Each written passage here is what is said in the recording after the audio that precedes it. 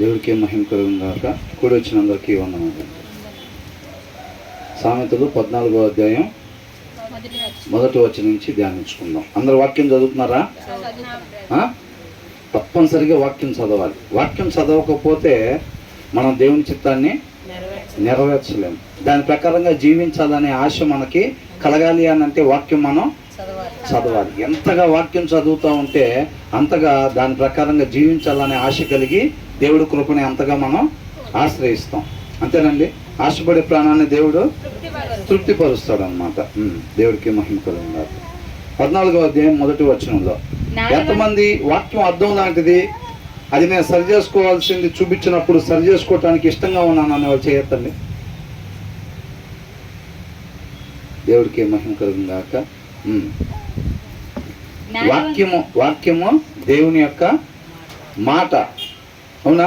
మనకి మేలు కలగటానికి మనం ఏ రీతిగా ఉండాలో దేవుడు ఆ రీతిని మనకి తెలియపరుస్తూ ఉన్నాడు. కాబట్టి వాక్యంలో చెప్పబడే ప్రతి మాటని మన జీవితంలో అనుసరించేవారుగా ఉండాలి. మనకి ఇబ్బంది అనిపించినా సరే, మన లోపల వేరే ఇష్టాలు ఉన్నా సరే, వాటిని తీసేసి వాక్యమైన దేవుడు ఏం చెప్తున్నాడో దాన్ని మన హృదయాల్లో పెట్టుకొని దాని ప్రకారంగానే మనం జీవించినట్లయితే మనం ఎదురు చూస్తున్న నిరీక్షణ ఏదైతే ఉందో, మన జీవం ఏదైతే ఉందో ఆ జీవాన్ని తిరిగి మరలా మనం పొందుకుంటాం. జ్ఞానవంతురాలు తన ఇల్లు కట్టును. మూడు రాలు తన చేతులతో తన ఇల్లు ఓడబెరుకును. ఇక్కడ ఏమనుంది? The wise woman builds her house అని అంటున్నాడు. The wise woman. ఇక్కడ ప్రతి స్త్రీ గురించి రాయబడతలేదండి. ఇక్కడ ఏంటంట? జ్ఞానవంతురాలు. జ్ఞానం ఎక్కడి నుంచి వచ్చింది? వాక్యము చదవటం వలన వచ్చింది జ్ఞానం. అవునా? వాక్యం చదవని స్త్రీ తన ఇల్లుని ఎలా కట్టుకునేది? క్రైస్తవురాలైన సత్యస్వరూపి స్వహాసురాలైన ఏం చేసింది? ఎలా కట్టుకునేది? కట్టుకునేద్దా? కట్టుకోలేదు. జ్ఞానం లేని స్త్రీ ఎంత వయసు ఉన్నప్పటికీ కూడా, వాళ్ళు క్రైస్తవురాలైనా ఎవరైనా సరే తన ఇల్లుని కట్టుకోలేరు. అంత మాత్రమే కాదంట, దాన్ని ఓడబీకేసిద్దంట. అర్థమవుతుందండి. వాక్యం చదవకుండా వాక్యంలో ఉన్న జ్ఞానాన్ని మనం పొందుకొని మన కుటుంబాన్ని కానీ జరపకపోతుంటే, ఏ స్త్రీ అయితే, ఏ కుటుంబంలో అయితే స్త్రీ వాక్యం చదవకుండా ఉండిద్దో ఆ స్త్రీ ఏం చేసిద్దంట? ఒకవేళ ఆ పురుషుడు ఆ కుటుంబాన్ని చక్కగా వాక్యం చదువుతా, వాక్యాన్ని అనుసరిస్తా దాన్ని కడుతున్నప్పటికీ కూడా ఆ స్త్రీ ఏం చేసిద్దంట? ఆ పురుషుడు చక్కగా ఒక్కొక్క రేకును పెట్టి ఆత్మీయ ఆ ఇల్లుని నిర్మాణం చేసుకుంటుంది. ఆ స్త్రీ ఏం చేసిద్ది? ఒక్కొక్క రేకు పెడతా ఉంటే వెనక నుంచి ఒక్కొక్క రేకుని పీకేసేస్తా ఉండిద్ది అనమాట ఆ స్త్రీ. అర్థమవుతుందండి. నేను చెప్పేది కాదండి, దీంట్లో క్లియర్గా రాస్తుంది. ఏ వయసు ఉమన్, జ్ఞానవంతురాలైన స్త్రీ, జ్ఞానవంతురాలు కాకపోతే తన ఇల్లు కట్టలేదంతే. తన ఇల్లుని కట్టలేదు. ఎంత ప్రయాసపడినప్పటికీ కూడా ఆ జ్ఞానం లేకపోతే గనక ఆ ఇల్లు కట్టలేదు. ఇక్కడ చాలా మంది చేసే ప్రయత్నం ఏంటంటే వాక్యం చదవరు, వాక్యం వినబుద్ధి అవ్వదు. ఇల్లు మాత్రం ఎలా కట్టాలి? రేపు ఏసై వస్తే ఫస్ట్ బ్యాచ్లో ఫస్ట్ లేపబడే ఇల్లు అది మందే కావాలి, అది నీ ద్వారానే లేపబడుతుంది ఇల్లు అని చెప్పి ఏసై ముందు ఆ స్త్రీకి చెప్పాలి అని ఆశపడతా ఉంటారు. ఏంటంట? ఫస్ట్ నేను లేపే ఇల్లు మీదే. అది కూడా ఎందుకో తెలుసా? నీ వల్లే ఈ ఇల్లు నేను లేపుతున్నా ఫస్ట్ అనేటట్టుగా చెప్పాలని అందరి ముందు ఆశపడతా ఉంటారు ఆ స్త్రీ. కానీ బైబిల్ చదవటానికి మాత్రం ఇష్టపడరు. అర్థమవుతుందండి. ఈ మాట బాగా అండర్లైన్ చేసుకోవాలి. మీది ఏదైనా నిజంగా మీ కుటుంబం మీద ప్రేమ ఉండి, మీ ఆత్మ మీద ప్రేమ ఉండి, మీ కుటుంబం మీద మీకు ప్రేమ ఉన్నట్లయితే దయచేసి వాక్యాన్ని స్త్రీలు చదవండి. అంటే పురుషులు చదవద్దని నేను చెప్పట్లేదండి. పురుషులు కూడా ఖచ్చితంగా వాక్యం చదవాల్సిందే. అనేక చోట్ల రాశారు కదా. యెహోషువను కూడా చదవమని చెప్పారు. వీళ్ళు కనాన్లో ప్రవేశించిన తర్వాత అక్కడ రాజుగా ఎవరినైతే ఎన్నుకుంటాడో ఆయన కూడా ధర్మశాస్త్రం ఒకటి తీసుకొని దాన్ని ప్రతినిత్యం చదవాలని చెప్పారు. పురుషులకు కూడా అనేక చోట్ల చెప్పారు చదవమని. స్త్రీ కానీ వాక్యము చదవకుండా వాక్యంలో ఉన్న జ్ఞానంతో కుటుంబాన్ని కట్టాలి. ఇంట్లో తన పిల్లోడితో మాట్లాడినా, తన పిల్లతో మాట్లాడినా, తన భర్తతో మాట్లాడినా, తన అత్తతో మాట్లాడినా, తన మామతో మాట్లాడినా, ఎందుకు ఈ రోజుల్లో రాట్లా? మామగారు అత్తగారు అంటే ఎందుకు బొచ్చు పురుగులు బాగుతున్నాయి? ఎందుకనండి? హృదయంలో వాక్యం లేదంతే, ఇక వేరేదేం లేదు. హృదయంలో వాక్యం లేదు. హృదయంలో వాక్యం కలిగిన స్త్రీ అత్తను చూసిన తల్లిని చూసినట్టే ఉంటుంది. 1% కూడా తేడా ఉండదు, అంతే. 1% కూడా తేడా ఉండదు. ఎంత పర్సంటేజ్ తేడా అనిపిస్తుందో అంత పర్సంటేజ్ మనం సరి చేసుకోవాల్సింది ఉంది. ఖచ్చితం ఇది. ఆ సిమ్టమ్స్ అర్థమైపోతాయి. ఎవరో చెప్పే పని లేదు, మీకు అర్థమవుతుందిగా. మీ రక్త సంబంధికులు చూస్తుంటే ఎలాగుంది, లేకపోతే భర్త తరపున వాళ్ళని చూస్తుంటే ఎలాగుంది, బయట వాళ్ళని చూస్తుంటే ఎలాగుంది అర్థమైపోతుంది. ఎవరితో చెప్పొద్దు, మీ అంతరంగంలో మీకు అర్థమవుతుందిగా ఫీలింగ్, ఆ సిమ్టమ్. ఎంత పర్సంటేజ్ నాకు తేడా అనిపిస్తుంది, మా అమ్మని చూస్తే నాకు ఎట్లా అనిపిస్తుంది, మా అత్తను చూస్తే ఎట్లా అనిపిస్తుంది, ఎంత పర్సంటేజ్ నాకు తేడా ఉంది. అసలు నాకు 15% అనిపిస్తుంది ఇష్టం అత్తను చూస్తుంటే. అమ్మని చూస్తే ఎంత పర్సంటేజ్ అనిపించింది అండి? అమ్మని చూస్తే ఎంత పర్సంటేజ్ ఇష్టం అనిపించింది? 100%, ఇక దాంట్లో డౌటే లేదు. అవునా? అత్తను చూస్తే 5%, 3%, 7%, 10%, మహా అయితే ఇటు చూడాలండి అందరూ, మహా అయితే 15%. అంతేనా? సరి చేసుకోవాల్సింది ఎంత ఉంది? ఇంకా 85% ఉంది. ఎందుకని ఉంది? అంత కొదువుగా ఉంది వాక్యం హృదయంలో. అంత హృదయంలో వాక్యం కొద్దుగా ఉంది. ఎవరు చెప్పే పని ఏమీ లేదు దాంట్లో. ఒకటే జీవితం, ఒకటే అవకాశం. జ్ఞానవంతురాల్లాగా ఉండాలి. అర్థమవుతుందండి? అవకాశాన్ని ఉపయోగించుకోవాలి. మనం పోగొట్టుకొని రేపు కుయ్యో ముర్రో అని చేసిన ఉపయోగమేమీ లేదు. రేపు ఆయన మేఘాల మీద కనపడిన తర్వాత మోకాలు లేని మనిషి ఉన్నాడు భూమి మీద. అది ఏ కులమైన ఏ మతమైనా మోకాలు లేని మనిషి ఉన్నాడు. అవునా? ఇదే నిజమా? మా వాళ్ళు ఎప్పుడు కనపడలేదే. అవునా? అయితే ఇదే సత్యం అని తెలుసుకుంటారు. మోకాలు వేస్తారు, ప్రభువా అని అంటారు. అంటే ప్రభువా అని పిలిచిన ప్రతి ఒక్కడు పరలోకానికి జాడు. నా తండ్రి చిత్తాన్ని ఎవరైతే నెరవేరుస్తారో, వాక్యంలో నా మాటలో జ్ఞానం ఉందని చెప్పే కదా, నీకు అందుబాటులోకి ఇచ్చా కదా. మీ ఇంట్లో 5 బైబిళ్ళు ఉన్నాయి కదా. చదివావా? ఈ రోజైనా చదివావా? ఎంత ఏడ్చినా ఉపయోగం ఉండదు.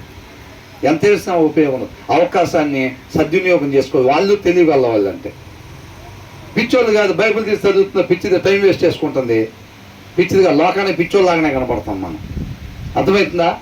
విశ్వాసం కలిగిన వాళ్ళంట విశ్వాసపు నేత్రాల్లో మరణం తర్వాత ఉండే దాని వైపే వాళ్ళ గురి కలిగి ఉంటారన్నమాట. కాబట్టి వాళ్ళు చేసే ప్రతి క్రియ దానికి సంబంధించిందే ఉంటుంది. ఈ లోకంలో డబ్బు సంపాదించుకోవడం, పేరు సంపాదించుకోవడానికి, ఆరోగ్యం సంపాదించుకోవడానికి ఎట్లా ఉండదో, వీళ్ళ కోసం ఎవరికైనా బాగలేదంటే వాళ్ళని తీసుకునే హాస్పిటల్. అదే నీకు నిద్ర లేదు కదరా, నీకు నిద్ర లేకపోతే నీ ఆరోగ్యం చెడిపోయింది కదా. నీకేమవుతారు? వాళ్ళు అసలు ఏం కాదు కదా.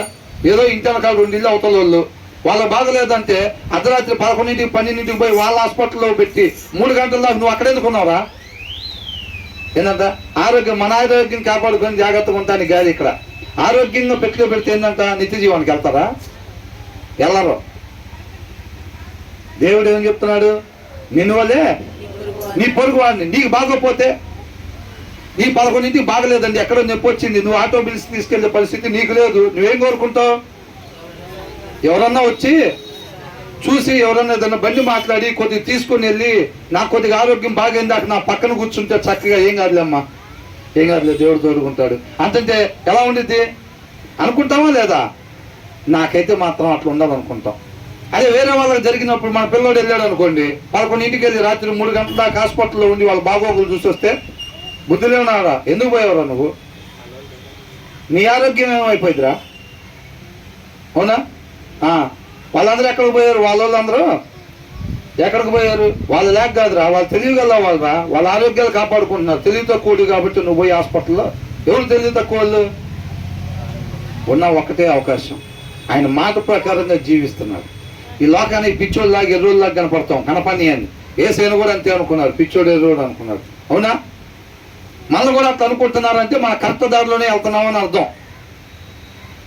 అవునా కదా?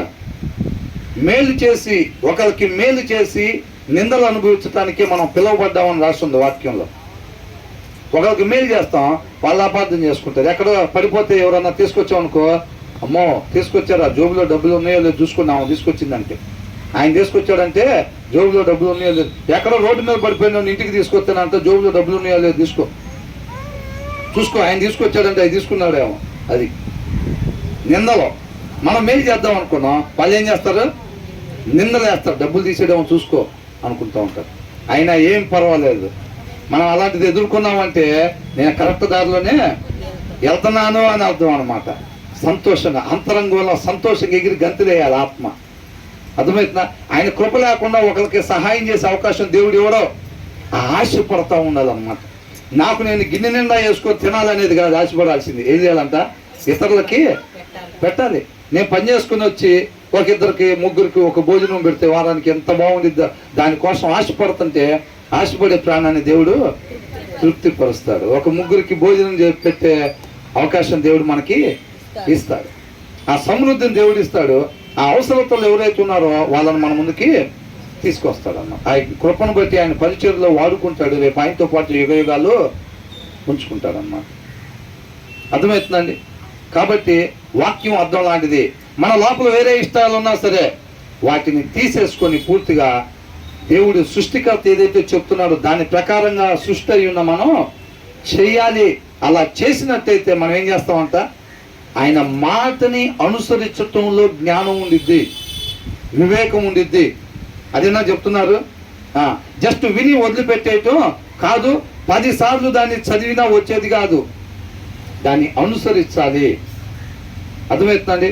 నిజంగా ఎవరికైనా ఇల్లు కట్టాలి అని అనిపిస్తే, ఏ స్త్రీకైనా సరే తన ఇల్లు చక్కగా ఆత్మీయంగా కట్టుకోవాలి అనే ఆశ కానీ ఉన్నట్టయితే ఫస్ట్ ఏం చేయాలంట, ఫస్ట్ వాక్యం తీసి చదవాలి. ప్రతిరోజు ఉదయాన్నే స్త్రీ ఏం చేయాలి, వాక్యం తీసి చదివి తర్వాత ఆ కుటుంబాన్ని చక్కబెట్టడానికి మొదలు పెట్టాలన్నమాట. అప్పుడు చక్కగా దేవుని చిత్తానుసారంగా ఆయన నామానికి మహిమకరంగా ఆ ఇల్లుని కట్టగలిగిద్ది ఆ స్త్రీ. ఎవరైనప్పటికీ కూడా ఎన్ని సంవత్సరాలు అవుతున్నా బాప్తిసం తీసుకొని పుట్టినప్పుడు దగ్గరించి క్రైస్తవురాలైనా వాక్యం చదవకపోతే దేవుని చిత్తానుసారంగా తన ఇల్లుని నిర్మించలేదు, ఆ ప్రయాస వ్యర్థం అని అంటున్నాడు. అర్థమవుతుందండి? The wise woman builds her house but with her own hands అంట. ఏందంట, మూర్ఖురాలు ఏం చేసిద్దంట అంటే జ్ఞానవంతురాలు ఇల్లుని కట్టిద్ది, జ్ఞానం లేనామా అంటే వాక్యం చదవనామా, వాక్యం విననామా, ఏం చేసిద్దంట, ఆమె సొంత చేతులతోనే ఆ ఇల్లుని ఏం చేసిద్దంట, with her own hands the foolish one tears her down అని అంటుంది. ఏంటంటే ఆ ఇల్లుని ఏం చేసిద్దంట, తన సొంత చేతులతోటి ఆ ఇల్లును ఓడబెక్కిద్దంట. చూసారా ఎంత భయంకరం, చూసారా? అవునా? వాక్యం చదవని స్త్రీ అపవాది చేతిలో బాణంగా వాడబడిద్ది, అపవాది చేతుల్లో బాణంగా వాడబడిద్ది. అవునా? దేవుని చేతుల్లో బాణం అయితే ఇల్లు ఓడబీకిద్దా, ఇల్లు కట్టిద్దా? ఇల్లు కట్టిద్ది. ఇల్లు ఓడబీకుతుందంటే అర్థం ఏంటి, అపవాది చేతుల్లో బాణం. వాక్యం లేదు హృదయంలో, హృదయంలో వాక్యం లేదు, హృదయం ఖాళీగా ఉంటుంది. చూసి ఏం చేసిందంట, ఆ దురాత్మ పోయి 7 దురాత్మను తీసుకొచ్చిందంట. అర్థమవుతుందండి? మరి కుటుంబాలు ఎట్లా జరుగుతున్నారు అడుగుతున్నాడు దేవుడు. ఆ వచనం మనకు చెప్తున్నాడు అంటే మరి మీరు కుటుంబాన్ని ఎలా జరుగుతున్నారు అని అంటున్నాడు స్త్రీలందరినీ. వాక్యం చదివి ఆ జ్ఞానంతోనే కుటుంబాన్ని కడుతున్నారా చెక్ చేసుకోవాలని అంటున్నాడు. అవునా? తన సొంత చేతులతో ఎంత క్లియర్గా రాశారు చూడండి. But with her own hands the foolish one tears her down అంట. ఇల్లు కూల్ చేసిద్దంట. అది ఎవరన్నా కట్నే, వాళ్ళ కుమారుడు ఒకవేళ వాక్యం చదువుతున్నాడా, వాళ్ళ కుమార్తె వాక్యం చదువుతుందా, ఆ ఇంటి భర్త వాక్యం చదువుతున్నాడా, వాళ్ళ మామయ్య వాక్యం చదువుతున్నాడా, తన తండ్రి వాక్యం చదువుతున్నాడా, ఆ స్త్రీ చదవకపోతే వాళ్ళ 5గురు కలిసి కట్టే ఇల్లుని ఆ ఒక్క స్త్రీ ఏం చేసిద్దంట, కూలదోసిద్దంతే. ఎంత భయంకరమో చూడండి. ఆ ఇంట్లో ఎంతమంది కట్టే ప్రయత్నం చేసినా ఆ ఇల్లుని ఆ స్త్రీ ఏం చేసిద్ది, కూలదోసిద్ది. అంత భయంకరం జరిగే అవకాశం ఉంది. కాబట్టి అవకాశం కాదు, ఖచ్చితంగా జరిగింది అది అంతే. వాక్యం చదవకుండా మా ఆత్మీయ ఇల్లు నిర్మించాలి, రేపు వేసే రాగానే ఫస్ట్ నేను ఎత్తబడాలి, తర్వాత నా వెనక నా భర్త ఎత్తబడాలి, మా అమ్మ ఎత్తబడాలి, మా నాన్న ఎత్తబడాలి, మా పిల్లలిద్దరు ఎత్తబడాలి, ఒకవేళ ఇంకా టైం ఉంటే మా అత్తమామలు కూడా రావాలి, లేకపోతే వాళ్ళు అక్కడే ఉండాలి. ఏంటంట చచ్చిపోయిందాకా అత్త చచ్చిపోయిందన్న వార్త చెవును పెడితే నిత్య జీవంలోకి వెళ్ళినట్టుంటుంది కొంతమందికి. నిజమండి, అత్త చచ్చిపోయింది అన్న మాట చెవును పెడితే ఎలా ఉంటుందంట, నిత్య జీవంలోకి వెళ్ళిపోయాం, ఆల్రెడీ ఎంటర్ అయిపోయాం, ఇక లేదు టెన్షన్స్ లేవు, వచ్చి గొడవలు పెట్టిద్దామో, వచ్చి దూరిద్దామో, వచ్చి అయి చేయమనిద్దామో, వచ్చి ఈ చేయమనిద్దామో, ఇంక టెన్షన్స్ లేవు, గేట్ కాడికి ఎంటర్ అయిపోయాం, ఇంకంతే, రిస్క్ లేదు, ఇక టెన్షన్ లేదు. ఎక్కడన్నా జరగని ఎవరితోన్నా మాట్లాడుకొని ఇంక ఫోన్లో నాకు దిగులు లేదు, నా ఓనర్షిప్కి అడ్డం లేదు. అవునా? ఆ వార్త చెవును పడాలండి. ఏ వార్త? ఏ వార్త? మీ మామగారు మీ అత్తగారు ఇద్దరు వస్తుంటే ఎప్పుడెప్పుడు వచ్చింది ఆ వార్తను ఎదురు చూస్తున్నారు చాలా మంది. ఎప్పుడెప్పుడు లేరంటారా? నిన్నే ఒక షార్ట్ ఫిలిం చూసాం మొత్తం ఫ్యామిలీతో. భర్తల్ని చంపేస్తే భార్యలు, భార్యల్ని చంపేస్తే భర్తలు. ఈ లోకంలో ఏదో ఆశించి ఏం చేస్తున్నారంట, అత్తమావులతో మాట్లాడకుండా భర్తతో భార్యతో సమాధానం లేదు. వాళ్ళకి వాక్యం చదవక, క్లియర్గా చూపించారు దాంట్లో కూడా, వాక్యం చదవక వాళ్ళ చేతులతో వాళ్ళ నోటితో కుటుంబాన్ని సర్వనాశనం చేసుకుంటున్నారు, అల్లకల్లోలం చేసుకుంటున్నారు. సముద్రం ఒడ్డు నుంచి ఉంటే అలలు ఎలాగొస్తా ఉంటాయి? అవునా? అల్లకల్లోలం, ఇళ్లల్లో అలలో రేపుతూ ఉంటారు అన్నమాట. ఇళ్లల్లో అలలో నోటి ద్వారా, క్రియల ద్వారా. అర్థమవుతుందా? నోటి ద్వారా క్రియల ద్వారా ఏం చేస్తూ ఉంటారు? ప్రశాంతంగా ఉండే కుటుంబంలో మన నోటి ద్వారా వాక్యం లేకుండా పలికే ప్రతి పలుకు మన హృదయంలో వాక్యం లేకుండా పలికే ప్రతి పలుకు కూడా ఒక అలని రేపుతూ ఉంటుంది అన్నమాట. అర్థమవుతుందా? కాబట్టి మన హృదయంలో వాక్యం కలిగి ఉంటేనే ఆ నోటిలో నుంచి జ్ఞానం వచ్చింది, జీవం కలిగిన మాటలు వస్తాయి. అది మనకి మేలుకరం, అట్ ద సేమ్ టైం ఎదుటి వారికి మేలుకరం. అంతేనా? మన వాక్యం చదవటం ద్వారా రేపు మన దేవునితో యుగయుగాలు ఉండేవాళ్ళం ఉంటాం. అంత మాత్రమే కాదు, మన నోట్లో నుంచి జీవపు మాటలు వస్తాయి. మన మాటలు విన్న వాళ్ళకి ఎదుటి వారిలో జీవం మీద ఆశ కలిగిద్ది అనమాట. ఇంకెందుకులే అసలు, నాకు ఎవరు లేడు, నా పరిస్థితి ఏం ఎట్లా అయిపోయింది అనుకునే వాళ్ళ దగ్గర నువ్వు పోయి మాట్లాడినప్పుడు ఏమవుతుందంటే జీవితం మీద ఆశ కలిగిద్ది అనమాట.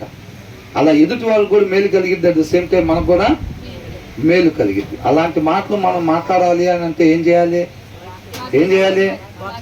ఎన్నోసార్లు చెప్తున్నాను. బానిసలుగా పంపించేటప్పుడు ఇజ్రాయెల్ జనాన్ని ఏం చేశాడు తెలుసండి? ఇజ్రాయెల్ జనాన్ని బానిసలుగా పంపించేటప్పుడు ఏమన్నారు అనుకుంటున్నారు? ఇటు చూడాలి. ఎన్నో దినాలు పెందల కాడే నేను నా ప్రవక్తలను మీ దగ్గరకు పంపించా. ఎన్నో దినాలు పెందల కాడే, పొద్దున్నే లెగవగానే అంట దేవుడు తన ప్రవక్తల ద్వారా తన మాటని తెలియపరిచాడు. మార్చుకోండి, పద్ధతి మార్చుకోండి, సరి చేసుకోండి అని ఎన్నో దినాలు చెప్తే వాళ్ళు ఏం చేశారంట?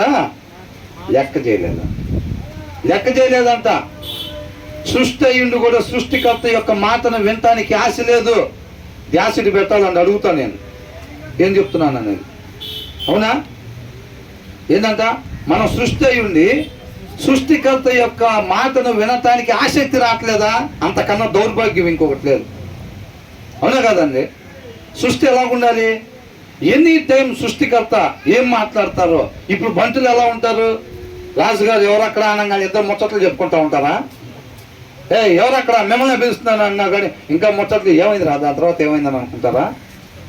రాజుగారు ఎప్పుడు పిలుస్తారా అని చెప్పి వాళ్ళు చూస్తూ ఉంటారు. ఎవరక్కడ అనగా చెప్తాం ప్రభు అని అంటారు, ఎమ్మటే అంటారు వాళ్ళు. రెండోసారి పిలిచే పని కూడా లేదు.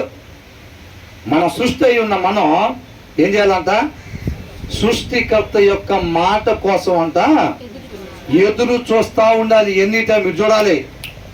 సృష్టికర్త యొక్క మాట కోసం ఎనీ టైం ఏం చేయాలి? ఎదురు చూస్తూ ఉండాలి. ఆయన ఏ ఆజ్ఞిస్తాడో దాన్ని మనం పాటించటానికి. ఆయన కోసం కాదు, ఆయనకి ఏదో తక్కువే కాదు, మనం పోగొట్టుకున్న జీవం మనకు రావాలి అని అంటే ఏం చేయాలో ఆయన చెప్తున్నారు.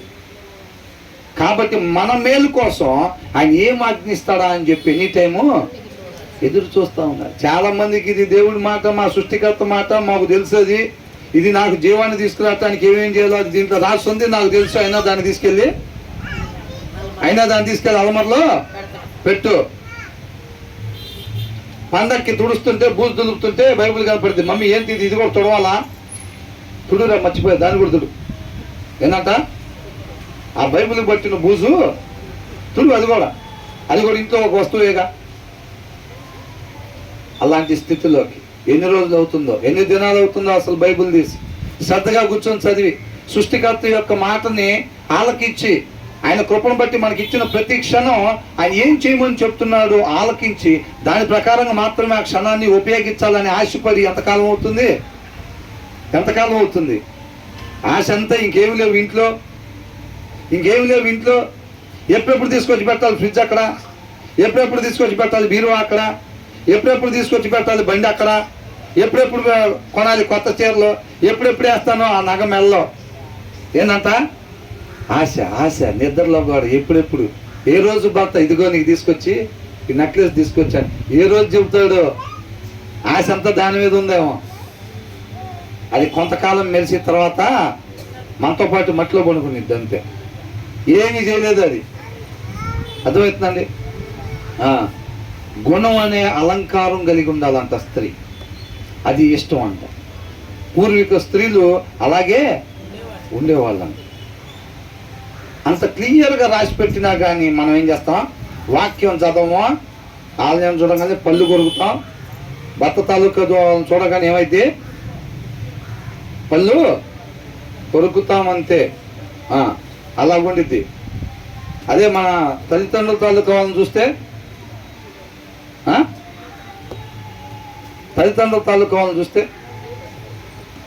అది మనం ఒకసారి చెక్ చేసుకోవాలండి. నేను ఎవరినో ఒకరిని ఇద్దరిని ఉద్దేశించి కాదండి, సరైన మార్గంలో ఉండే ప్రతి ఒక్కరు దేవుడి నామాన్ని గొప్పగా మహింపరుస్తున్నారు.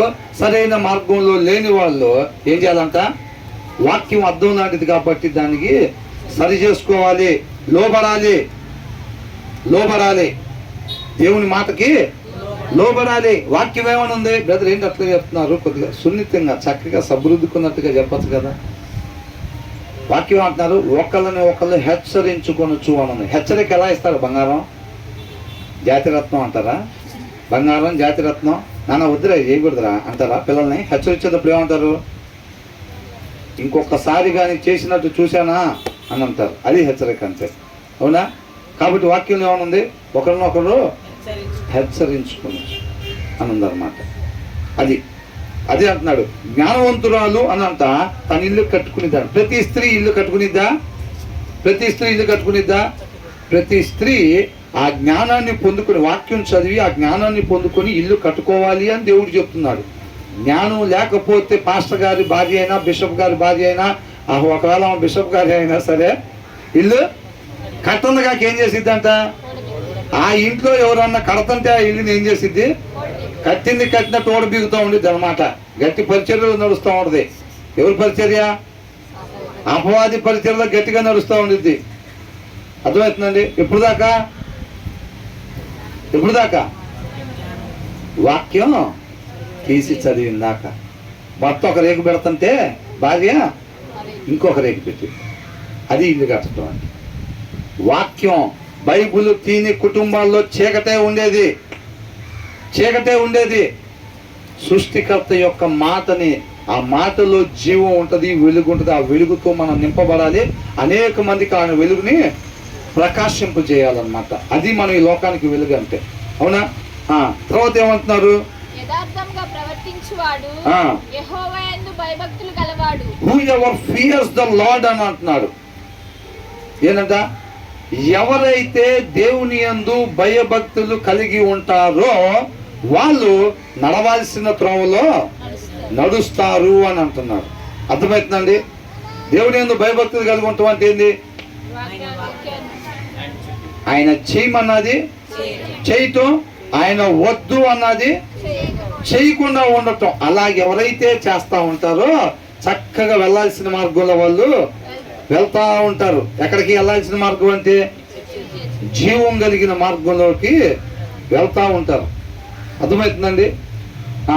ఎవరైతే వాక్యం లేని అంతే చెబుతారు, అట్ట కాకుండా దొంగతనాలు చేయమని వాళ్ళని తలకాయ బాధ కొట్టమని చెబుతారు. వాక్యంలో వాక్యం అంతే చెబుతారు, మనం ఇట్టగే ఉండాలి. అంతేనా? ఇట్టగే ఉంటే ఏమైతే ఆల్రెడీ ఒకసారి ఆయన పండు తినొద్దంటే పండు తిని మరణాన్ని ఎట్లయితే తెచ్చుకున్నామో మళ్ళీ పోయి మరణంలోనే పడతాం. అంతే, మళ్ళీ పోయి మరణంలోనే పడతాం ఇంకా. అంతేనా కదా? అది అంటున్నాడు, who ever fears the lord. ఎవరైతే, అందరు కాదండి చెప్పేది ఇక్కడ ఆశీర్వాదాలు. అందుకే ముందుటి అన్ని ఎగరగొట్టి సామెతల్లో వెనకాలన్నీ క్యాలెండర్లో రాసుకొచ్చుకుంటారు. ఏంటంట? వెనకాలని వాగ్దానం కార్డులో ముందు ఉంటాయా? ముందు ఉండవు. ముందు వాగ్దానం కార్డు వచ్చిందని దాన్ని తీసి మళ్ళీ ఆడబెట్టి ఇంకోటి తీసుకుంటారేమో అని చెప్పి ఏం చేస్తారు, వాగ్దాన కార్డులో మొత్తం వెనకాల ఏ ఉంటాయి, క్యాలెండర్లో కూడా మొత్తం వెనకాల ఆశీర్వాదాలు ఉంటాయి. ఏం చేస్తే ఈ ఆశీర్వాదం వచ్చింది అది రాయరు. అది రాస్తే ఏంది పాస్టర్ గారు అన్ని ఇంత కష్టమైన తీసుకొచ్చారు, ఆయన ఎందుకు భయభక్తులు కలిగి ఉంటేనే నిత్య జీవానికి పోతామని అంటున్నారు. ఎంత కష్టం అండి అసలు. వాళ్ళ పాస్టర్ గారు చూడండి అంత తేలిక నీ రాశారు. ఆయన ఎందుకు భయభక్తులు కలిగి ఉంటేనే అన్న మాట పెట్టలేదు ఆయన. మన పాస్టర్ గారు కష్టపెట్టి నిత్య జీవానికి పంపిద్దామని చూస్తున్నాడు మనల్ని. ఏంటంట? వీళ్ళ పాస్టర్ గారేనంట వీళ్ళకి కావాలని కష్టపెట్టి నిత్య జీవాన్ని పంపిద్దామని చూస్తున్నాడు. వాళ్ళ పాస్టర్ గారికి అయితే కష్టపెట్టకుండానే వాళ్ళందరూ నిత్య జీవానికి పోవాలని ఇష్టం. అందుకని ఆ మొక్క పెట్టల. ఆ మొక్క పెట్టకపోతే ఏమైంది, ఆ పెట్టని మొక్క ప్రకారం వీళ్ళు ఎవరు ఉండరు, ఆ వెనకాల ఆశీర్వాదం వీళ్ళకి రాదు. పేపకి నిద్రలో లేచి నిద్రలోంచి లేచి దిండి కింద వాగ్దానం కార్డు తీసుకొని చదువుకోవటం పెడతాం, మళ్ళీ పొద్దున చదవటం పెడతాం, వచ్చేసిద్ది ఆశీర్వాదం ఏమీ రాదు. ఆయన ఏ రీతిగా ఉండమని చెప్తున్నాడో ఆ రీతిగా ఉంటేనే, ఆ రీతిగా మాత్రం ఉంటేనే ఆశీర్వాదం మనకి వచ్చిద్ది. అది దేవుణ్ణి దేవుడిగా తెలుసుకోవటం అంటే నన్నుగా నువ్వు తెలుసుకొని నీ కుమారునికి వాళ్ళ కుమారులకి చెప్పాలి. ఏమని? నాయనా కుమారుడా, ఆ క్యాలెండర్ ఆశీర్వాదాలు 150 సార్లు చదివినా రావురా. అది కాదురా దేవుడు అంటే, ఆయన ఎందుకు భయభక్తులు కలిగి ఉండే వాళ్ళకే నిత్య జీవం వచ్చిద్ది. అది నేను దేవుడిని తెలుసుకుంది, అది సరైన మార్గం అని నీ పిల్లడికి అది చెప్పాలి నువ్వు. అవునా?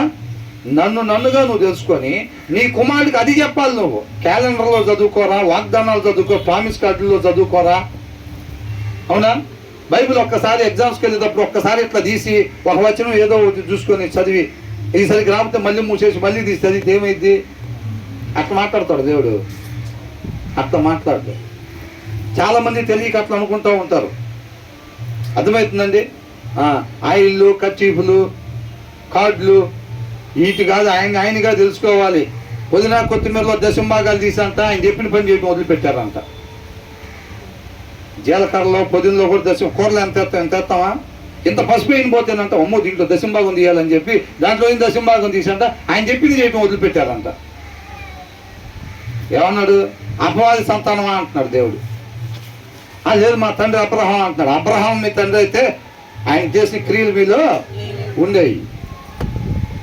ఆ క్రియలు లేవు, మీద ఆచారపు క్రియలు ఉన్నాయి. ఆచారం. అవునా? క్రైస్తవ్యంలో సగం తరబడి నాశనం చేస్తున్న పురుగేంది? ఆచారం. ఆచారం అంట. తూర్పులోనే కూర్చోవాలి మనం పోయి, కలిసి వచ్చింది. వాక్యం బాగా ఎక్కిద్ది. ఏంటంట? తూర్పులో కూర్చొని ఇంటేనంట వాక్యం చక్కగా తిన్న హృదయంలోకి వెళ్ళిపోయిద్దా? నువ్వు ఎప్పుడైతే ఆ ఉద్దేశంతో తూర్పుకు పోయావో అప్పుడే నీకు ఒక్క ముక్క రాకుండా దేవుడు చూసుకుంటాడు. అవునా కదా? నువ్వు తూర్పులోకి పోయావంటే నీ పని అయిపోయినట్టే. అంటే అమ్మో అయితే తూర్పు కలిసి రాదు అనుకుంటా, నా పేరు మీద పడమరేమో అని అనుకోబాకండి. తూర్పు అయినా పడమరైనా ఉత్తరమైనా దక్షిణమైనా ఎటు ఖాళీ ఉంటే అటు ఆ చెత్త అంతా ఊడవాలి. అర్థమవుతుందండి? ఆ చెత్త ఊడవటం అంటే మనం ఎప్పుడైతే నీళ్ళలో మునుగుతామో ఆ చెత్త అంతా పోయిద్ది. దాన్ని సమాధి చేసాం ఆ చెత్తని. అదేగా బాప్తీసం తీసుకోవటం అంటే. బాప్తీసం తీసుకోవటం అంటే మనం నీళ్ళలో మునిగి ఆ చెత్త మొత్తం ఆ సమాధి చేసి పెట్టాం. క్రొత్తగా వాక్యం ద్వారా కనబడ్డాం. ఆ వాక్యం అనే నిర్మలమైన పాల వలన రక్షణలో వృద్ధి చెందాలి. కొత్తగా జన్మించిన శిశువు కదా, ఏం చేయాలి? పాలు కావాలి, వృద్ధి చెందాలని. కాబట్టి వాక్యం అనే పాల వలన ఏం చేయాలి? మనం వృద్ధి చెందుతూ ఉండాలి. ఆ నూతన స్వభావాలు వాక్యము ద్వారా కనబడినప్పుడు వాక్యమై ఉన్న దేవుని యొక్క గుణ లక్షణాలే ఆ జాలి, దయ, కరుణ, ప్రేమ, వాత్సల్యం ఇలాంటివే మనలో ప్రవహిస్తే మనలో క్రీస్తు కనపడతాడు. ఆయన పోలిక, ఆయన స్వరూపంలో ఉంటాం కాబట్టి రేపు నిత్య జీవంలోకి మనం నడిపించబడతాం. అవునా కదా? అవన్నీ అత్తగా జాగ్రత్తగా కవర్గా తట్టిపెట్టి ఏంటంట ఆ కుళ్ళు, కుతంత్రం, ఈర్ష, కల్మషం, ద్వేషం అవన్నీ కూడా గుండెలో నీళ్ళలో మునిగినప్పుడు వాటికి తగలకుండా, సమాధి అవ్వకుండా జాగ్రత్త కవర్లో కట్టిపెట్టి చాలా మంది నీళ్ళలో మునిగి ఎగురుతూ ఉంటారు. అవి అట్టగే ఉంటాయి. తర్వాత అర్థం చూడంగానే ఎప్పుడు చచ్చిద్దో ఏమో ఇది అసలు. బాప్తిస్మం ఆల్రెడీ తీసుకుని వారం అయింది. లోపల కోరికలు ఏం పడుతున్నాయి? అర్థం చూస్తే ఎప్పుడు చచ్చిద్దో, మామ చూస్తే ఎప్పుడు పోతాడు. బాప్తిస్మం తీసుకున్న వారం అయింది. అర్థమవుతుందా? ఏం చేసింది? జాగ్రత్తగా ఆడికి ఏమీ కాకుండా జాగ్రత్తగా నీళ్ళలో మునిగి లేచింది. ఆడికి ఏం కాకుండా అవి ఎట్టగే ఉంది. ఆ కుళ్ళు, చెత్త, చెదారం అంతా అంతే ఉంది. ఇక ఆ చెత్త వేసుకొని తిరుగుతుంది అందరికి అంటిటానికి. అవునా కదా? అది స్త్రీ అయినా పురుషుడైనా ఇద్దరు ఒకటే. కాబట్టి అక్కడ ఏమంటున్నాడు? Whoever fears the Lord walks uprightly. దేవుని యందు భయభక్తులు ఎవరైతే కలిగి ఉంటారో వాళ్ళు నడవవలసిన త్రోవలో నడుస్తారు. ఆయన యందు భయభక్తులు కలిగి లేకపోతే నడవాల్సిన త్రోవలో వాళ్ళు నడవరు. జీవం కలిగి ఉన్న మార్గంలో వాళ్ళు నడవరు. తప్పుడు దారిలో వాళ్ళు నడుస్తారు. వాళ్ళకే తెలియదు. వాళ్ళని అడుగుతుంటే ఏమంటారు? మేము వెళ్ళేదే కరెక్ట్ దారి అని చెప్తారు. అవునా కదా? ఏమంటారు? మూర్ఖుడికంట హృదయంలో వాక్యం లేనుడికి ఏమనిపించిందంటే తను ఏదైతే అనుకుంటాడో అదే సత్యం అనుకుంటాడు. అందుకని ఎవరు చెప్పినా ఏందో నేను చెప్పేదే నాకు అనిపించిందే కరెక్ట్. వాళ్ళు చెప్పారులే కానీ ఎవరు ఏది చెప్పినా కానీ నాకెందుకు ఇదే కరెక్ట్ అనిపిస్తుంది అనుకుంటారు. ఏంటంట అదే కరెక్ట్ అనిపించింది వాళ్ళకి. అర్థమవుతుందండి? వాళ్ళకి ఏం చేస్తారు? ఆయన ఎందు భయభక్తులు కలిగి లేకపోతే వాళ్ళు ఏం చేస్తారు? ఆయన వద్దన్న పని చేయకుండా ఆయన చేయమన్న పని చేసేటట్టుగా లేకపోతే వాళ్ళు ఏం చేస్తారు అంటే వాళ్ళకి ఏది అనిపిస్తే అది చేస్తారు. ఏది అనిపిస్తే అది చేస్తే ఏమైంది? మొదట్లో అదేగా చేసింది.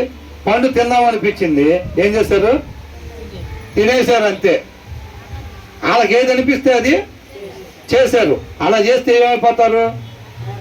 తప్పుడు దారిలోకి వెళ్ళిపోతారు. వీళ్ళకి కూడా తెలియదు. వీళ్ళు అనుకుంటారు పర్ఫెక్ట్ గానే వెళ్తున్నా అనుకుంటారు. కానీ ఎక్కడ వెళ్తున్నారు వాళ్ళు? మార్గం ఎప్పుడో తప్పిపోయారు. మార్గం ఎప్పుడో తప్పారు. మనం ఎప్పుడు అనుకునేదే బెన్ సర్కిల్కి పోయి గుంటూరు ఇటు ఉందనుకోండి, గుంటూరు పోవాలని చెప్పి అడిదిరికి స్పీడ్గా వెళ్తున్నాం అనుకోండి.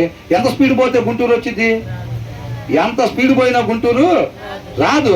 రాందిగాక వేరే ఊరు వచ్చింది. మనం కూడా అంతే. ఆయన యందు భయభక్తులు వాక్యం చదివితే ఏం చేయమంటున్నాడు నా సృష్టికర్త, ఏం చెయ్యొద్దు అంటున్నాడు అనేది తెలిసింది. వాక్యం చదవకపోతే ఏమనిపించింది? ఏం లేదు. అక్కిపాటికి ఇంటికాడ ఉన్నది అక్క సెలవు పెట్టుకుంది వాళ్ళ వెళ్ళి ఒక 5 నిమిషాలు కూర్చొని వద్దామనిపించింది అంతే. ఏముండదు. హృదయంలో వాక్యం లేకపోతే ఏమైందనంటే ఒక 5 నిమిషాలు వెళ్ళి అక్కతో మాట్లాడొద్దామని అనిపించింది అంతే. మనకు కూడా తెలీదు. అక్క దగ్గరకు పోయి 2.5 గంటలు కూర్చొని వస్తాం. ముచ్చట్లో సాడీలు 2.5 గంటలు కూర్చొని వస్తాం. అర్థమైందా? మాట్లాడకూడని మాట మన నోట్లో నుంచి వచ్చినప్పుడు రేపు అది నిత్య నరకాగ్నికి తీసుకెళ్ళటానికి సాక్ష్యంగా ఉండిద్ది అన్నమాట. అది మనం ప్రభు ఎందుకునైనా నన్ను నరకంలో వేస్తున్నావు అని అంటే ఆ దినాన ఈ మొత్తం కనపడతా ఉంటాయి. ఇంటి పక్కన గురించి పక్కన చెప్పింది, ఇంటి వెనకాల గురించి చెప్పింది, వాళ్ళ దగ్గర దొంగతనం చేసి మాకేం తెలియదే అసలు. మేమెప్పుడు నేను చెప్పానంటావు ఏంది? మాటలు జాగ్రత్తగా రాని ఆల్రెడీ చెప్పే వస్తాం. ఏంటంట పక్కన మీద ఊరందరూ చెప్పొచ్చి ఏంది నువ్వు చెప్పావంట అంటే నాకేం పని, నాకు వేరే పని లేదనుకుంటున్నావా?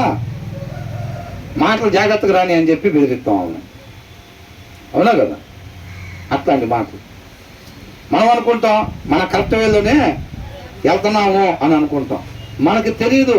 మనకు వచ్చే ఆలోచన అది మన తలంపులకి, మన ఆలోచనకి, మన హృదయానికి కావలిగా ఉండిద్దంట వాక్యం. వాక్యం అంట 2 అంచులు కలిగింది ఖడ్గం అంట. అది శరీరం ములుగుల్లోకి ప్రవేశించింది. మన తలంపులకి, మన ఆలోచనలకి కాపలా ఉంటుంది అనమాట.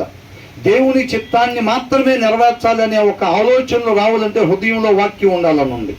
హృదయంలో వాక్యం లేకపోతే దారి తప్పిపోయినట్టు కూడా మనకు తెలియదు. ఏం లేదు, పక్కన వాళ్ళ దగ్గరికి వెళ్ళి కొద్దిసేపు మాట్లాడుకొని వద్దామని అనుకుంటాం అంతే. రేపు నిత్య నరకాగ్నికి తీసుకెళ్ళటానికి ఏమేం కావాలో చక్కగా అక్కడ ఏర్పాటు చేసుకొని వచ్చేస్తాం మనకే తెలియకుండా. అర్థమవుతుందండి? ఏమైనా అక్కడ మాట్లాడుకుని వస్తే తప్పైంది ఏమన్నా అనిపించింది. అవన్నీ అడిగితే ఏం చెప్పింది? పండు తింటాం కూడా తప్పేనా? ఊరు మొత్తం పోయి దేవుడి మీద సారీ చెప్పి వచ్చింది. పండు తిన్నానండి అంతే, బయటకు దోశారు తోటలో నుంచి. ఆకలేసి పండు తింటే ఏం చేశారంట? బయటకు దోశారండి అని అట్లా చెప్తారు. అర్థమవుతుందా? కాబట్టి వాక్యం చదివితే మనం ఏం చెయ్యాలో తెలిసిద్ది, ఏమి చేయకూడదో తెలిసిద్ది. దాని ప్రకారంగా మనం ఇష్టపడి, ప్రభువా నా సృష్టికర్తవు నువ్వే, నీ మాట ప్రకారంగా మాత్రమే నేను ఉండాలి అని చెప్పి దాని ప్రకారంగా మాత్రమే ఉండేటట్టుగా నీ కృపతో నడిపించమని చెప్పి మన జీవితం మీద అధికారం ఆయనకి ఇచ్చినప్పుడు ఆయన మనల్ని సరైన మార్గంలో నడిపిస్తారు. But those who despise him are devious in this ways అని అంటున్నాడు. అంటే ఆయన మాట, సృష్టికర్త యొక్క మాటను ఏం చేస్తారంట? పట్టించుకోరంట, తృణీకరిస్తారంట, అవసరం లేదని అంటారంట. ఇప్పుడు ఎవరన్నా చెప్తున్నారు అనుకోండి, ఆ పని చేయట్లేదంటే, మమ్మీ ఏంటి అది చెప్పారు కదా ఇట్లా, పెద్ద ఇంపార్టెంట్ ఏం కాదులేరా, చేయొచ్చులే కానీ అని అనుకుంటా ఉంటారు. అలాగే చాలా మంది వాక్యాన్ని ఏమనుకుంటారంట, ఇప్పుడు రాత్రి ఏమి వాక్యాన్ని అనుసరించాల్సినంత అవసరం ఏమి లేదు, చిన్నప్పటి నుంచి వాళ్ళు చెబుతా ఉన్నారు, వింటా ఉన్నాము, ఏముందో ఒక వారం, ఒక సంవత్సరం అయితే అట్లా వండుకొని తర్వాత నిదానంగా వృద్ధాప్యప్పుడు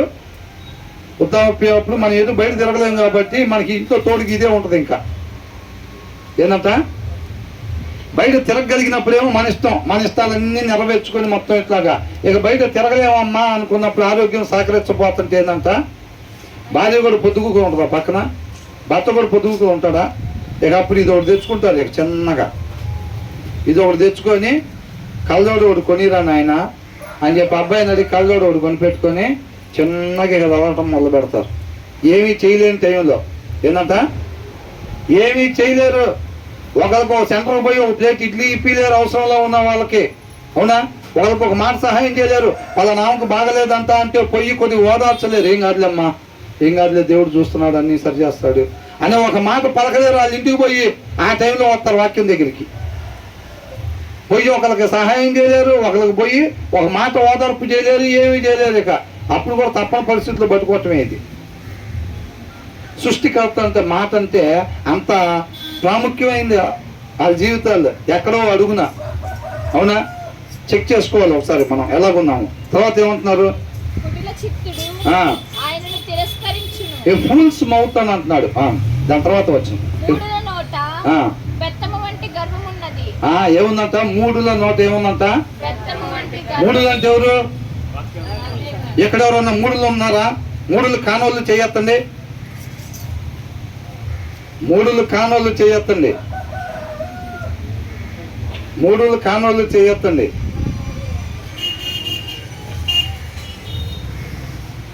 మూడులు కానోళ్ళు అంటే ఎవరు? వాక్యం చదివే వాళ్ళు, అవునా? మూడులు కానోళ్ళు అంటే ఎవరు? వాక్యం చదివేవాళ్ళు. మరి ఇప్పుడు చేయెత్తిన వాళ్ళు అందరూ వాక్యం చదివేవాళ్ళేగా, అంతేనా? చదవని వాళ్ళు కూడా ఎత్తారా? అదే చెప్తున్నాడు. ఏమంటున్నాడు, a fool's mouth lashes out with pride అంట. ఏమొచ్చిందంట, గర్వపు మాటలు వస్తాయి. మనకు కూడా తెలియదు,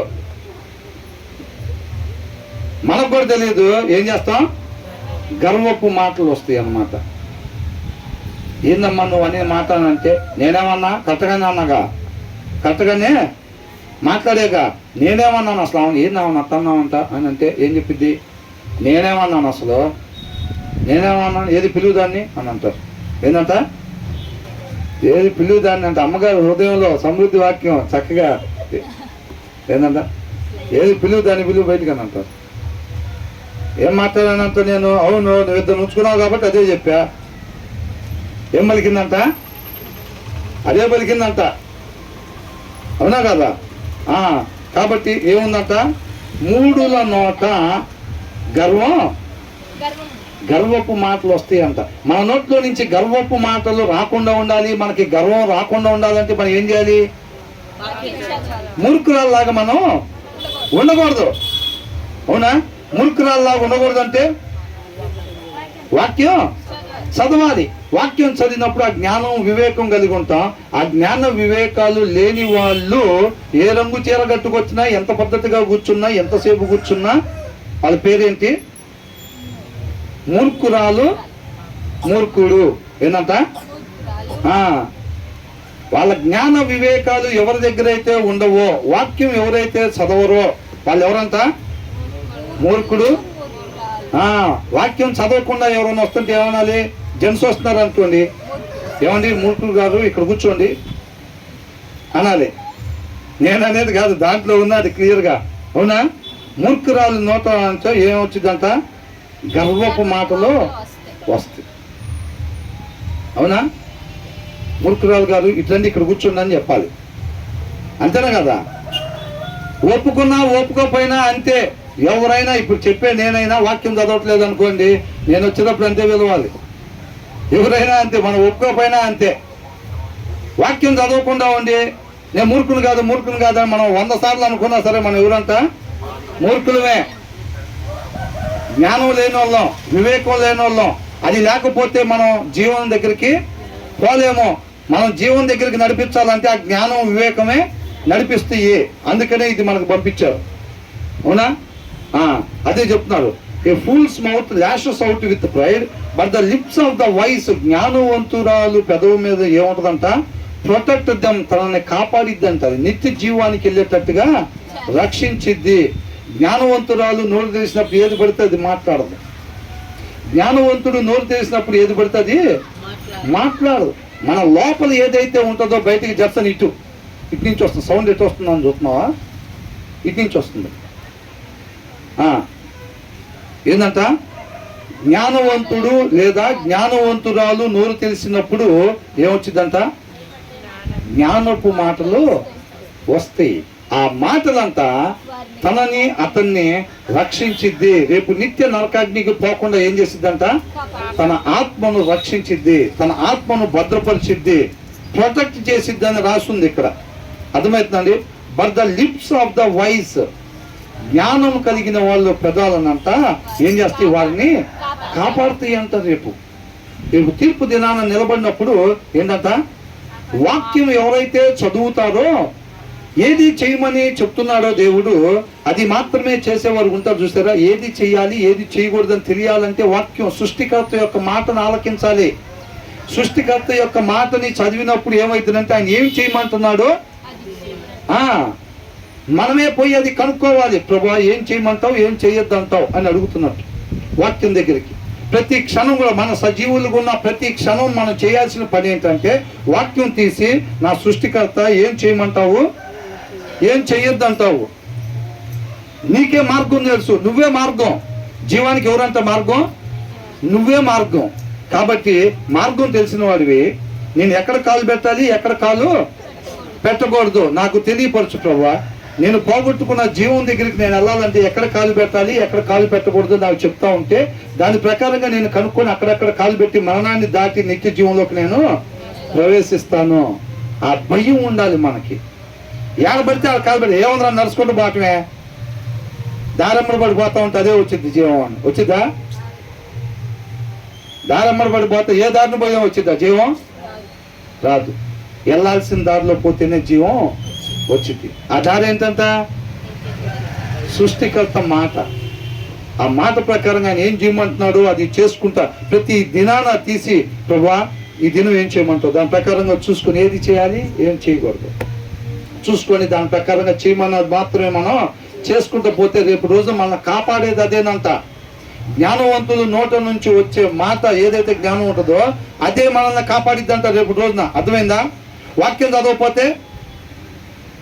చదవకపోతే మన క్రైస్తవులు అయినా సరే ఏది పడుతుంది మాట్లాడతాం. మాట్లాడకూడదు. మాట్లాడినప్పుడు ఏమైతే రేపు అదే మన నరకానికి ఈడ్చుకునేది. అవునా కదా? అది కాబట్టి జాగ్రత్తగా ఉండాలి. గంటన్నర వాక్యం విన్నాం కదా, పావు గంట సీరియల్ చూస్తే ఏం చేసిద్ది? ఆ పావు గంట సీరియల్ ఏమీ చేయలేదు, వాక్యమే గెలిచిద్ది. ఏంటంట? బిందుడు పాలల్లో ఇంత సీసా విషం పోసాం అనుకోండి, బలమే వచ్చిద్దా? ఏమొచ్చిద్ది? ప్రాణమే పోయిద్ది. బిందుడు పాలు తాగినా చక్కగా పోయిద్ది ప్రాణం. అవునా కదా? మరి అదే మనం చూసుకోవాల్సింది. గంటన్నర వాక్యం విన్నాం, పావు గంట సీరియల్లో. అది కూడా తప్పేనా ప్రభువా? అమ్మ నేను నీకు ప్రత్యేకంగా నీకేం చెప్పను, నాకే ఇట్లా చెబుతావు నువ్వు ఎందుకో కానీ అని అంటావు. మళ్ళీ ఎందుకు అందరికి నేను ఒకటే మాట చెప్పాను, దాంట్లో ఉండి చూసి దాని ప్రకారంగా రామ్మా. నీకు నిజంగా అట్లా వెళ్ళాలని ఇష్టపడితే నన్ను అడిగితే నేను నీకు సహాయం చేసి జీవ మార్గంలో నడిపిస్తా. లేదు నాకు తెలుసులే కానీ నువ్వేం చెప్పే పని లేదని పోయినసారి లాగా అన్నావు అనుకో, పండు తినొద్దన్న టైంలో అన్నారు కదా, నువ్వేం చెప్పే పని లేదు, పుట్టించావు కదా, ఇక మేము చూసుకుంటాం మిగతా కథ అని అన్నారు. అప్పట్లో పోయి ఆడబడ్డారు, గోతులు పడ్డారు, మరణం అనే గోతులు. ఇప్పుడు కూడా నా కుమారుడా అని అంటుంది, ఏం అవసరం లేదు, నేను చూసుకుంటా, నా ఇల్లు నేను కట్టుకుంటా, నా మార్గాన్ని నేను జీవాన్ని నేను వెతుక్కుంటా, నా మానాన్ని నన్ను వదిలిపెట్టన్నాం అనుకో, ఏడకెళ్తాం? చక్కగా మనం మునిగిట్ట లేచే లోపల అందరూ కాలుతూ ఉంటారు, సలసలా కాలుతూ ఉంటారు. అప్పటికే ఏంద్రా బాబు ఎక్కడ ఇది అంటే నరకం అండి ఇది అని చెప్తారు. మనం ఈత కొడితే అట్టు ఉండిద్ది. అందుకని మన జీవితం మీద అధికారం ఆయనకి ఇచ్చామనుకోండి, చక్కగా జీవం దగ్గరికి తెలుస్తాడు మనం. అవునా కదా? కాబట్టి ఏం వీటన్నిటికీ మూలం, పోయినసారి కూడా అనుకున్నాం, వీటన్నిటికీ మూలం ప్రతి వచనం ఒకవైపు చూపెడుతున్నాయి. ఏంటది? వాక్యం చదవాలి, వాక్యం చదవాలి. ఒరే బాబు, వాక్యం చదవకుండా మనం ఏదైనా ఎరగదీద్దాం అనుకుంటే ఆ ప్రయాసం మొత్తం వ్యర్థమే. కావచ్చు మనం సత్యస్వరూపి సహవాసం వల్ల కావచ్చు కాక, అయినా సరే వాక్యం చదవకపోతే మాత్రం మనం ఏమి ఎరగదీసేది ఉండదు. క్రైస్తవులు అయితే అవచ్చు కాక, క్రైస్తవులు అయినంత మాత్రాన ఇప్పుడు స్ట్రీట్ లైట్ వెలిగించకుండా స్విచ్ చేయకుండా అన్ని చోట్ల తిప్పుతున్నాం అనుకోండి, పోయినసారి అనుకున్నాం కదా, ఏమని కొవ్వొత్తి వెలిగించకుండా ఈ మూల మీద ఆ మూల మీద ఈ మూల మీద పెడితే వెళ్తూ వచ్చిద్దా? ఏమి రాదు. వాక్యం చదవని క్రైస్తవుడు ఏ కాలేజీలో తిరిగినా ఒకటే చీకటే. వాళ్ళు నోరు తెరిస్తే అన్యాయపు మాటలే. వాళ్ళకి వచ్చే ఆలోచనలు కూడా ఏంటంట, వాక్యం మన తలంపులకి కావలి ఉండిద్దంట. వాక్యం చదివితే, మన వాక్యం చదవకపోతే ఏమైంది? ఏది పడితే ఈ తలంపులు వస్తూ ఉంటాయి, ఏది పడితే ఈ ఆలోచనలు వస్తూ ఉంటాయి. మనం ఎమ్మటి ఏం చేస్తాం? ఆ ఆలోచన ప్రకారంగా ముందుకి సాగుతూ ఉంటాం, చీకటిని ప్రకాశింపజేస్తూ ఉంటాం, మన ఆత్మీయంగా పడిపోయి 10 మందిని పడగొడుతూ ఉంటాం. మనం చర్చికి బాము, ఎవరైనా ఇంటి పక్కన బయలుదేరిపోతుంటే అక్క మాట ఎక్కడికి, సాయంత్రం దానికి వెళ్ళొచ్చుగా, నేను కూడా వస్తా. ఏంటంటే ఏం బాగుంది కాక పోయాం, ఒక కాలడ్డం పెట్టింది అంతేనా? సాయంత్రం పోదాం ఉండి అక్క, నేను కూడా వస్తా, లేకపోతే పంపిడు ఆయన, నువ్వు లేకపోతే వేసేసిద్ది అంతే. మనం ఏమంటే మనకు ఉండేది అలా కొర వాక్యం కదా, హృదయం ఆరో అడుగును పడి ఉండిద్ది. ఏమంటాం? అవును అక్క, సరేలే పాపం ఆమె కోసం అన్నా సాయంత్రం వెళ్దాం, పాపం నేను లేకపోతే ఆయన పంపిడంట సాయంత్రం. పొద్దున పోయి సాయంత్రం పోతే ప్రాణాలు పోతాయా? గవర్నమెంట్ రూల్స్ ఏమైనా పెట్టేదా? నువ్వు పొద్దున పోయి సాయంత్రం పోయావంటే మాత్రం అయిపోయింది. ఏమైనా పెట్టారా? ముందే మనమే ఎప్పుడెప్పుడు బాగుండి ఉంటాం, ఎవరైనా అడ్డం పడి ఏం వెళ్తావు లెక్క అంటే బాగుండి సర్దుకోవచ్చు ఇంటికి అని చెప్పి మనమే అలా కొర వాక్యం పెట్టుకుని వస్తూ ఉంటాం. అపవాది ఊరుకుంటాడా? మినుకు అనుకుంటే ఎదిగే దాని దగ్గర కూడా పంపిస్తాడు, పరిచర్యకి పంపించేమంటాడు, ఆ ఎడకు బయలుదేరిందిలో కానీ నువ్వు ఎదురెళ్ళి అంటాడు. ఎదురెళ్ళి అక్క ఇదక్క పరిస్థితి అనగానే, అవునా చెల్లి నీకోసమే కదా చెల్లి నేను పుట్టిందని చెప్పి బైబిల్ తీసుకొని ఇంటికి పోయి, అవునా ఇంటికి పోగానే ఏమైంది? ఏముండదు, వాళ్ళిద్దరు ఎక్కడికి పోయి నోరు తెచ్చినా నాశనమే. ఇంకా ఎందుకని? వాక్యం లేదు. దేవుడు దొరికే టైంలోనే వెతకాలంతా, అవునా? నీతిమంతుల మీద ఆయన కనుదృష్టి ఉండిద్ది, నీతిమంతులను ముట్టుకుంటే ఆయన కనుగుడ్డును ముట్టుకున్నట్టే అన్నాడు. మనలో వాక్యం లేకపోతే మనం నీతిమంతులం కాదు, మనం ఏడకపోయినా దేవుడు చూస్తూ ఉంటాడు అంతే. అంతేనా కదా? మనం ఆశతో ఎదురు చూస్తున్నాం. సృష్టికర్త యొక్క మాట, ప్రభువా ఈ క్షణం నాకు సజీవుడిగా ఉంచావంటే నీ కృపే ప్రభువా, కాబట్టి ఎందుకోసం ఇచ్చావు నాకు ఈ క్షణం అనేది, ఈ క్షణం అనే ఆయుష్, ఈ రోజు అనే ఆయుష్ ప్రభువా నాకు ఎందుకోసం ఇచ్చావో దానికోసం మాత్రమే నేను జీవించేటట్టుగా నీ కృపతో నడిపించని చెప్పి ఆశపడితే, ఆశపడే ప్రాణాన్ని దేవుడు తృప్తిపరుస్తాడు. మనల్ని ఎందుకు జన్మింపజేశాడో, ఏ పనులు సత్క్రియలు మంచి పనులు చేయాలని దేవుడు సృష్టించాడో ఆ మంచి పనులు మన ద్వారా జరిగిస్తాడు. ఆ ఆశ లేదనుకోండి మనకి, ఆయనకు ఒక స్తోత్రం పడేసి, ప్రభువా ఈ దినం కూడా నన్ను సజీవుడిగా లేపి పొద్దున పూట నిద్ర, నీకు స్తోత్రం, మళ్ళీ సాయంత్రం కలుసుకుందాం, మిగతా నాకు చాలా పనులు ఉన్నాయని చెప్పి మన పనులు మన ఇష్టానుసారంగా మనం జీవించేసి రాత్రిపూట మళ్ళీ మన ఇష్టం వచ్చినట్టుండి రాత్రిపూట పడుకునేటప్పుడు ప్రార్థన చేసి అనుకో, సరిపోయిందా? నీకు ఇచ్చాగా, ఏందంట సరిపోయిందా? నీకు ఇచ్చాగా, ఓకేనా? ఇక బ్లెస్సింగ్స్ అన్ని నాకేగా, ఏందంట ఏంటంట? నీకు ఇచ్చాగా, ఈ దినాన్ని నాకు ఇచ్చినందుకు నీకు స్తోత్రం ఇచ్చాగా, నీకు స్తోత్రం ఇచ్చా.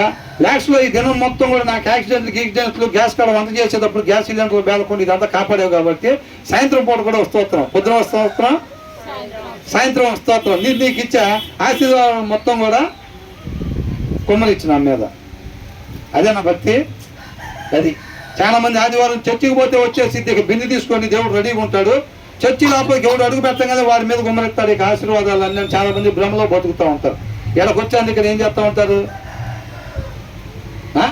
అదే ఇన్నవేంద్ర చెప్తున్నారు వాక్యం. ఇదేది ఏముండదురా పిచ్చోడా, లోపలికి ఎంటర్ అయినప్పుడే మొత్తం నెత్తిన పడతాయి వచ్చి. ఏంటంట? మనం ఇక్కడికి వచ్చి నిద్రపోయినా తిన్నా మాట్లాడుకుంటున్నా ఏదైనా రేకుల లోపలికి వచ్చినప్పుడే అయిపోయిందిరా మొత్తం. ఇక ప్రత్యేకంగా ఇనేది ఏం లేదు అని అనుకుంటారు చాలా మంది. అవునా కదా? ఇనేది ఉందా లేదా? ఇనేది లేకపోతే అయిపోయినట్టే. వీళ్ళు కూడా ఏమనుకున్నారు? బుద్ధి లేని కన్యకులు కూడా దేవుడు రావటం వేయాల్సి, పెళ్లి కుమారుడు రావటం వేయాల్సి, మనం వెళ్ళటం ఫస్ట్ మనలో తీసుకెళ్ళారు. తర్వాతే ఆ బ్యాచ్ అనుకున్నారు. ఏమనుకున్నారు? తర్వాత ఫస్ట్ వాళ్ళని తీసుకెళ్ళాడు. తీసుకెళ్ళిందే లేదు. వీళ్ళు బహుశా సవాళ్ళు ఇచ్చారేమో, అట్లా చేయండి అట్లా చేయండి, ఏదైనా తెలియకపోతే అడగండి అని కూడా చెప్పుకుంటారు వీళ్ళు, నువ్వు తెచ్చుకోకుండా. కాబట్టి ఏంటంట? జ్ఞానవంతురాలంట తన ఆత్మని కాపాడుకునేది, తన పలికే మాటల ద్వారా అంట తన ఆత్మని కాపాడుకునేది. కాబట్టి ఏం చేస్తున్నారు? ఈ అధ్యాయం మొత్తం స్టార్టింగ్ ఏంటంటే ఏ వైజ్ ఉమన్, జ్ఞానం కలిగిన స్త్రీ అని చెప్పి. ఒక స్త్రీ జ్ఞానంగా ఉండాలి అని అంటే జనరల్గా ఈ స్త్రీల కొడుకులో బ్రహ్మాండంగా చెప్పుకోవచ్చు ఈ అధ్యాయం. అవునా? కాబట్టి జ్ఞానం కలిగిన స్త్రీ ఏ రీతిగా తన ఇల్లుని కట్టుకునిద్దో, జ్ఞానం లేని స్త్రీ ఏం చేసిద్దంట? శుభ్రంగా ఓడబిక్కిద్దంట ఇల్లంతా. ఎవరికి చెప్పి? ఎవరికి చెప్పి? ఎవరికి చెప్పదో. తన చేతులతో చక్కగా ఒక్కొక్క రేకు తన భర్త పెట్టినా, తన పిల్లలు ఒక్కొక్క రేకు పెట్టి కడతంటే వాక్యం చదువుకొని ఇలా ఉండాలి మమ్మీ, అలా ఉండాలి అని అంటుంటే, ఇలా ఉండాలి అలా ఉండాలి భర్త చెబుతుంటే అంట ఏం చేసింది? వాళ్ళు కట్టే ఇల్లుని ఒక్కొక్కటి తన చేతులతో ఓడబిగి పక్కన పడేసిద్దంట. రాశారుగా మొదటి వచనంలోనే, రాశారా లేదా? ఆ జ్ఞానవంతురాలు స్త్రీ తన ఇల్లును కట్టుకునేద్దాం. ప్రతి స్త్రీ కట్టలేదు ఇల్లు. ఆశ అందరూ పడతారు. సోమరు ఏం చేస్తారంట? సోమరు కష్టపడకుండా ఒకసారి కూర్చొని దశ తిరిగిద్దరా నాకు ఏదో ఒక రోజు పల్లకలో వస్తా సొలొమోను వచ్చినట్టుగా. చూస్తా ఉన్నాను, నన్ను ఎవడు పట్టించుకోవట్లేదు కదా యనమల కుదురులో. ఏదో ఒక రోజు సొలొమోను పల్లకలో ఎంటర్ అవుతాను, ఆ రోజు తెలిసి మీరు అందరూ కాళ్ళ మీద పడిపోయినా క్షమించను అంటాడు. సోమరు ఎట్టాన్ని కళ్ళలే కనేది. వస్తాడా పల్లకలో? ఇటు నుంచి అటు తీసుకుపోతారు పల్లకలో. ఏ పల్లకలో? అది ఆ పల్లకి ఇటు నుంచి అటు పోయింది కానీ సోమరికి అటు నుంచి ఆ పల్లకలో రాదు. కానీ ఇంకొక క్షణంలో ప్రాణం పోయిద్ది అన్నప్పుడు కూడా ఏమనుకుంటా ఉంటాడు? లాస్ట్ బాల్ ఉంది. కిరణ్ కుమార్ రెడ్డి ఏమన్నాడు? కాంగ్రెస్ గవర్నమెంట్లో రాష్ట్రాన్ని సపరేట్ చేస్తాడు. ఏం కంగారు పడతావు, లాస్ట్ బాల్ ఉంది, ఇంకా లాస్ట్ బాల్ ఉందని జనాన్ని మోసం చేసి మొత్తాన్ని ఎడగొట్టారు. మోసం చేస్తారో లేదా? కాబట్టి ఏమనుకుంటారు? సోమరి ఇంకొక క్షణంలో ప్రాణం పోయిద్దామని కూడా ఏం పర్వాలేదు ఉంది, పళ్ళకి రాకుండా మాత్రం పోదాం అనుకుంటాడు. అలాగే పోతాడు ఇంకంతే, అంతే మరి. కాబట్టి జాగ్రత్త. మనం అందరం కూడా వాక్యాన్ని చదువుకోవాలండి. ప్రతి స్త్రీ కూడా, ప్రతి పురుషుడు ఆత్మీయ జీవితంలో స్త్రీ పురుషులు అందరూ కూడా సహోదరులే. అందరూ కూడా యుగ యుగాలు దేవునితో పాటు ఉండాలి అనేది అర్థమవుతుందండి. కాబట్టి ఈ దీంట్లో ఇప్పుడు ఇంతవరకు ఆపుదాంలేండి. ఎందుకంటే గబగబా 4 వచనాలు ముందుకు పోయామా అనేది కాదు. 2-3 వచనాలు మనం ఆలకించినా సరే దాని ప్రకారంగా ఉండేటట్టుగా దేవుడు కృపని కోరుకోవాలి, ఇష్టపడాలి. వాక్యం అనే అర్థంలో దేవుడు ఏదైతే సరి చేసుకోమని చూపిస్తా ఉన్నాడో దాన్ని మనం సరి చేసుకున్నట్టయితే ధన్యురాలుగా మనం ఉంటాం. అనేక మందికి మంచి మాదిరికరంగా మనం ఉంటాం. దేవునికి మహిమ కలుగును గాక.